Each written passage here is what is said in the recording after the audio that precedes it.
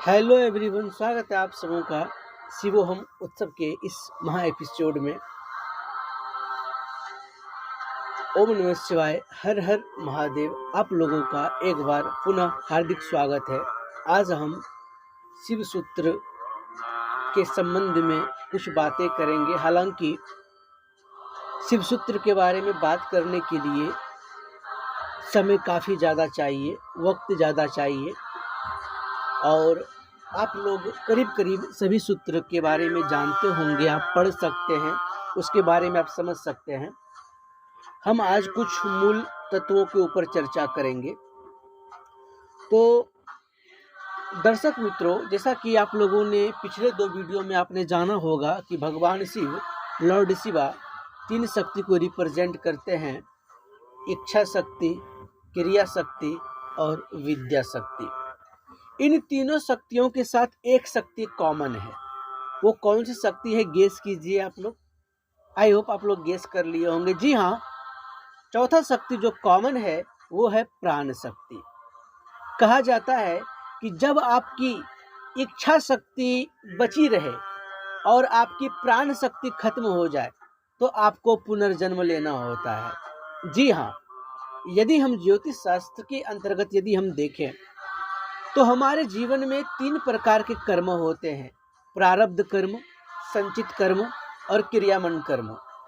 प्रारब्ध कर्म वो जो आपने पूर्व जन्म में अच्छे कर्म किए और वो संचित हो करके वो बचा रहा, जिसके आधार पर आपकी भविष्य की गणना होगी, वो आपका प्रारब्ध कर्म। संचित कर्म वो कर्म जो कर्म आपने अच्छे कर्म किए और वो आपका संचित हो गए, यानी कि वो आपका स्टोर हो गया। और तीसरा क्रियामन कर्म, अर्थात वही जो आप कर रहे हैं दिन प्रतिदिन, यानी कि प्रत्येक आज अपने कल का निर्माण कर रहे हैं। उसी प्रकार से हमारी बॉडी का जो निर्माण हुआ है दोस्तों, हमारा शरीर, हमारे शरीर के कई सारे आयाम हैं, लेकिन हम मुख्य रूप से 3 प्रकार के शरीर की बात करेंगे। पहला है स्थूल शरीर मीन्स फिजिकल बॉडी, दूसरा है सूक्ष्म शरीर अर्थात एस्ट्रल बॉडी, तीसरा है कारण शरीर यानी कि कैजुअल बॉडी। समझिएगा, इन 3 शरीर को इन 3 कर्मों से हम कोऑर्डिनेट करने का प्रयास करेंगे। स्थूल शरीर वो आपका फिजिकल बॉडी, यानी कि जो आपका मिरर, जो आपको दर्पण दिखाता है कि आप कौन हो, आपका शरीर कैसा है, सुंदर सुशील इत्यादि वगैरह। दूसरा सूक्ष्म शरीर वो जो न जन्म लेता है और न मरता है, अर्थात आपका चैतन्य आत्मा। भगवान शिव सूत्र में कहते हैं, शिव सूत्र में भगवान शिव कहते हैं चैतन्य आत्मा। आत्मा क्या है? तो परम चैतन्य है। तो परम चैतन्य कौन है? तो आपका सूक्ष्म शरीर। और कारण शरीर, जी हाँ दोस्तों, कारण शरीर आपका संचित कर्म और क्रियामन कर्म से ही गणना की जाएगी कि आपका जो कारण शरीर है वो किस कारण से आपने वो शरीर को धारण किया और कौन सा कारण की वजह से आप क्या कार्य कर रहे हैं। यही से स्टार्ट होता है किसका? तो भगवान शिव के सूत्र के मुख्य तत्वों का यहीं पर आधारभूत हम आपसे आज चर्चा करने जा रहे हैं। पॉइंट शुरू होता है कहाँ से? तत्व समन्वय। कहते हैं कि प्रत्येक तत्व समन्वय है, मतलब कि सब साक्षी भाव में है। फॉर एग्जाम्पल, यदि हम आपसे कहें कि आपके सामने जो वृक्ष है उस वृक्ष को देखिए बिना किसी आग्रह और बिना किसी पूर्वाग्रह के, तो क्या आप देख पाएंगे? जैसे आप देखेंगे तो तुरंत आपका लॉजिकल माइंड आपको कह देगा कि नहीं, उस वृक्ष का नाम यह है, वो इस फल का वृक्ष है या फिर वो इस बबूल का वृक्ष है, यानी कि जो भी हो, एनीथिंग आपको पता चल जाता है कि वो वहां पर क्या आ गया कि आपका ज्ञान आ गया, यानी कि आपका आग्रह और पूर्वाग्रह आ गया।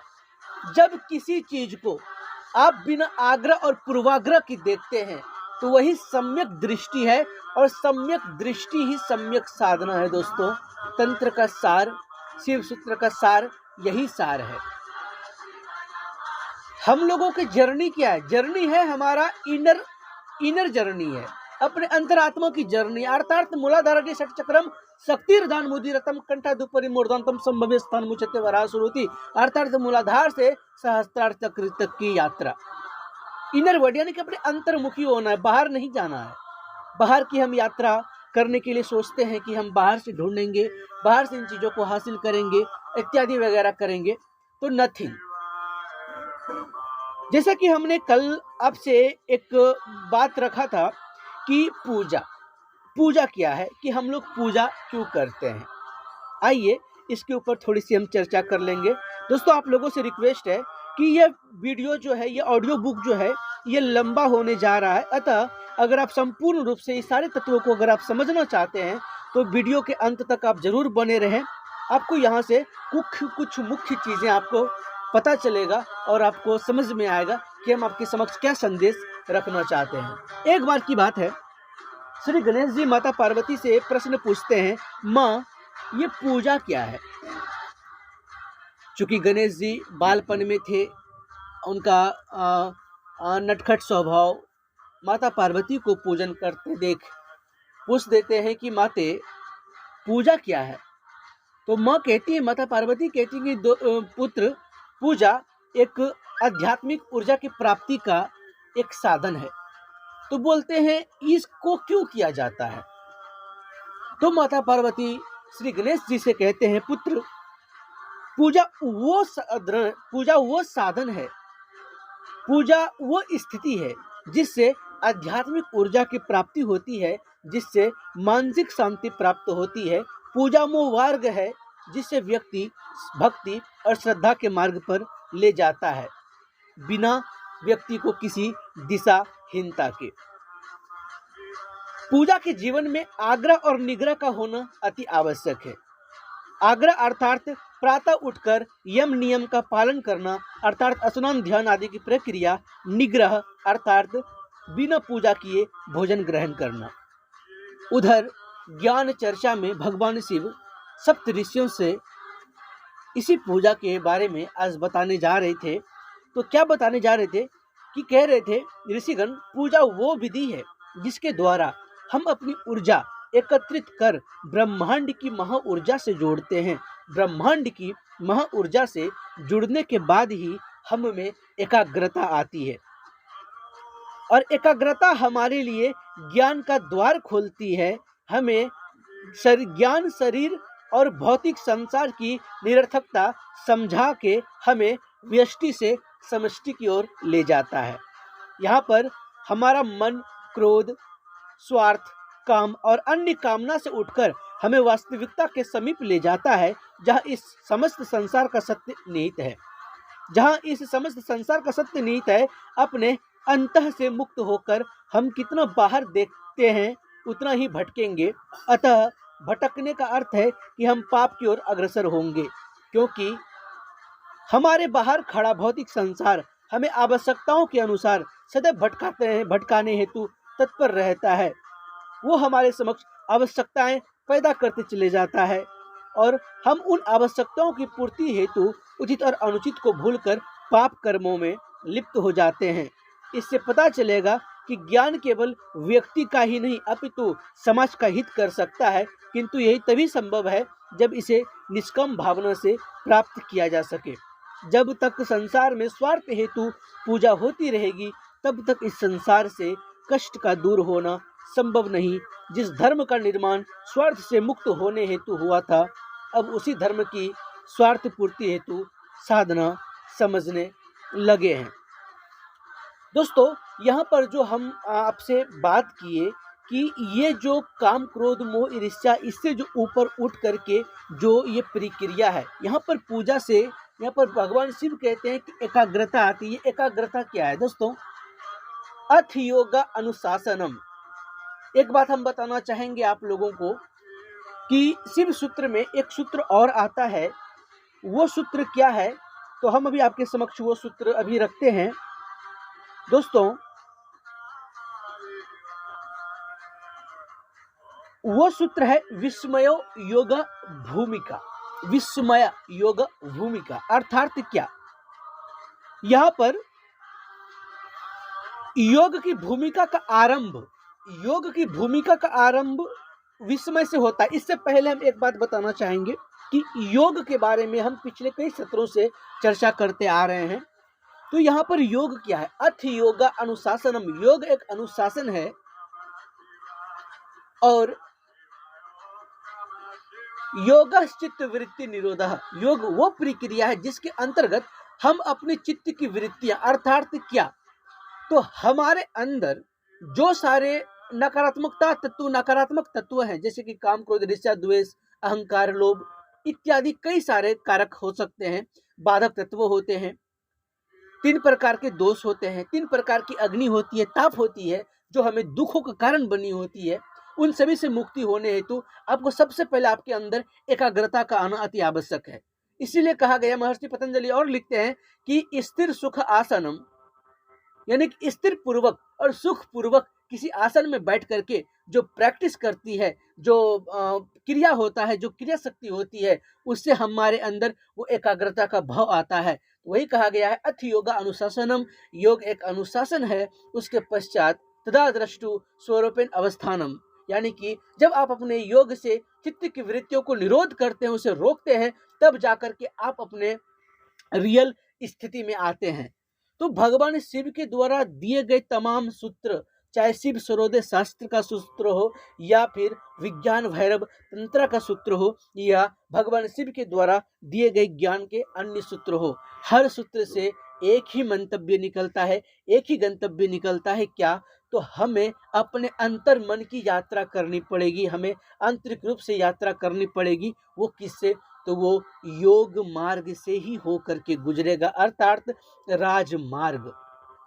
तभी संभव है कि हम अपने अंदर वो कैपेबिलिटी ला सकते हैं। तभी आप पास बात दो भैरवोहम शिवोहम, यानी कि पासबद्ध के समान आप स्वयं के अंदर स्वयं को आप भैरव के समान आप बना पाएंगे, स्वयं को अपने अंदर यानी कि स्वयं के अंदर भैरव को इंस्टॉल कर पाएंगे और स्वयं शिव के समान बन पाएंगे।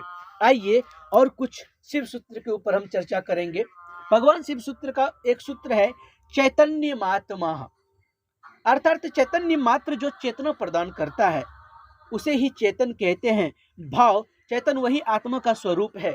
शरीर, प्राण, मन, इंद्रियां का समुदाय या पृथक ये सब आत्मा नहीं हो सकते, अपितु जिसमें इन सभी का प्रतिभास होता है, अर्थात जिसमें इन सब भासते हैं वही आत्मा है, जो इन सब को प्रकाशित करता है तथा इन सब से परे चेतन स्वरूप है। यही आत्मा निज चेतन स्वरूप है, जो बंद कोटि में क्यों आया, इसलिए कहते हैं ये बंद कोटि क्या है। इसके लिए उन्होंने दूसरा सूत्र कहा है ज्ञानम बंधः, अर्थात मन के साथ इंद्रियों का संयोग होकर जो वृत्ति रूप ज्ञान होते हैं उनको ये आत्मा अनुभव करता है। ये ज्ञान ही बंद पद से कहा जाता है। कोई आत्मा शब्द के आगे आकार या प्रश्लेषण निकाल करके नहीं, अज्ञान को बंद कहते हैं। दोस्तों, यहाँ पर अज्ञान को बंद कहा गया है और बंद वो बाधक तत्व है, वो कारक है जो हमें अपने अंतर यात्रा के लिए हमारे लिए बाधा उत्पन्न करता है। ये बंद को 3 प्रकार से बताते हैं भगवान शिव। क्या कहते हैं, योनिर्वर्गः कला शरीरम, योनिर्वर्गः कला शरीरम, अर्थात योनि वर्ग कला शरीर, वह 3 मल हैं। इस ज्ञान समूह से निवृत्त होने पर बंद भी निवृत्त हो जाता है। यह बंद 3 प्रकार का है। योनि अर्थात माया शरीर, अब आवरणात्मक आणव मल जो निज स्वरूप को निरोध करता है, पंचभूत विस्तार भोग को देने वाले संस्कार ही कला कहे जाते हैं। यह तीसरा पुण्य पापात्मक मल है जिससे शरीर होते हैं, यही बंधन है जिन्हें ज्ञान कहते हैं। इनका समुदाय ही यहाँ वर्ग पद से कहा गया है। चौथे सूत्र में भगवान शिव कहते हैं ज्ञानाधिष्ठानम मात्रिका, अर्थात क्या, अर्थात ज्ञान का आधार वर्णमाला है। नसोस्ति प्रत्यो लोके यह शब्दानुगमादृते अनुविद्ध मी विज्ञानम सर्व शब्देन भासते वाक्यपदी, इस लोक में ऐसा कुछ भी नहीं जो शब्द से अनुगत ना हो। शब्द से विद्ध यह सारा शरीर, सारा विश्व शब्द से ही प्रकाशित होता है। इसी के द्वारा अंतर अनुसंधान रहित जो बहिर्मुखी ज्ञान है उसे ही बंद कहते हैं। ये बंद का निवृत्त का उपाय कहते हैं उद्यमो भैरवः, अर्थात क्या, शिव सूत्र में भगवान शिव कहते हैं उद्यमो भैरवः, अर्थात उद्यम ही भैरव है। उद्यम का अर्थ है प्रगाढ़ श्रम। उद्यम उस आध्यात्मिक प्रयास को कहते हैं जिसे हम लोग इस संसार रूपी कारागृह से बाहर होने की चेष्टा करते हैं। जो चेष्टा करता है वही भैरव है। भैरव शब्द परिभाषित भ का अर्थ है भरण और र का अर्थ है रवन, व का अर्थ है वमन। भरण का अर्थ संभालना, रवन का अर्थ है संहार और वमन का अर्थ है फैलाना। मूल अस्तित्व का नाम भैरव है। देवताओं में भगवान भैरव को भगवान शिव का ही एक रूप माना जाता है। भैरव का अर्थ है भय का हरण कर जगत का भरण करने वाला। दोस्तों, ये उद्यमो भैरव, इसी के आधार पर ये पूरा विज्ञान भैरव तंत्र का सूत्र है। भैरव का प्रतीकात्मक अर्थ क्या है? ब्रह्म जो धारण किए, जो संभाले, जिसमें हम पैदा होंगे और जिसमें हम मिटेंगे, वो सृष्टि का अंग है और जिसमें प्रलय भी होगा। भावार्थ, उद्यम अर्थात प्रयत्न ही भैरव है। उक्त बंध से निवृत्त होने के लिए जो पूर्णाहंतम भाव है, अर्थात मैं ही स्वरूप हूँ, ऐसा जिसका स्वरूप है, यही विकल्प का नाशक तथा अतः स्पंद रूप होने से इसे भैरव कहते हैं। ताकि भैरवोहम शिवोहम इति प्रथनात् तत्फलम शक्ति चक्र इति। आगे आता है शक्ति चक्र। शक्ति के रूप में भगवान शिव माता पार्वती से कहते हैं तत्व समन्वया शक्ति संधान शरीर उत्पत्ति। अर्थात क्या?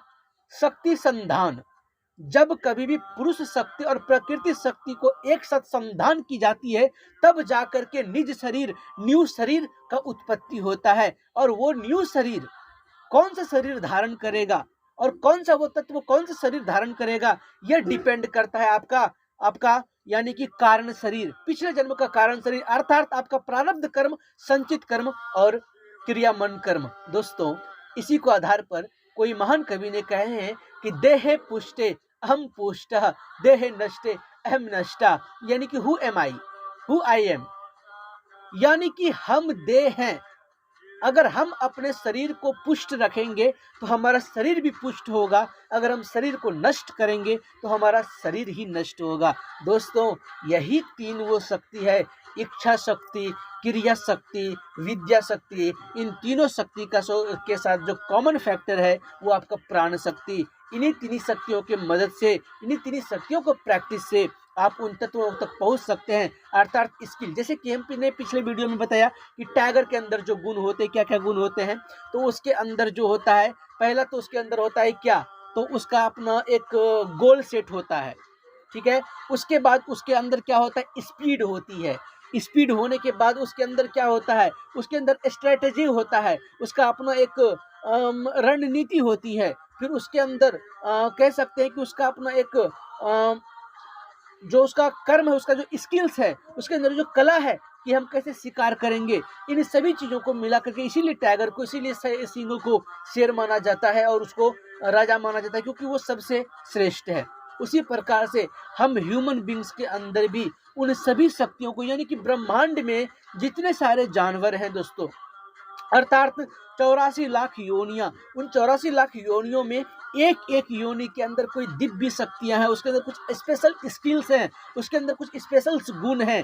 इसीलिए योग शास्त्र में, आदि योगी भगवान शिव के द्वारा दिए गए शास्त्र में महानुभवों ने, महान ज्ञानियों ने, महान योगियों ने 84 लाख यानी कि 84 प्रकार के मुख्य आसन का निर्माण किया, ताकि उन आसनों, उस आसन निर्मित से, उस आसन के उपयोग से, उस आसन को संधान करने से, उस आसन के उपयोग करने से, उस आसन में ध्यान करने से, उस आसन में मेडिटेशन करने से हम उस जानवर का, यानी कि उस एनिमल का गुण को अपने अंदर इंस्टॉल कर पाएंगे, ताकि हमें मदद मिलेगा। किसके लिए?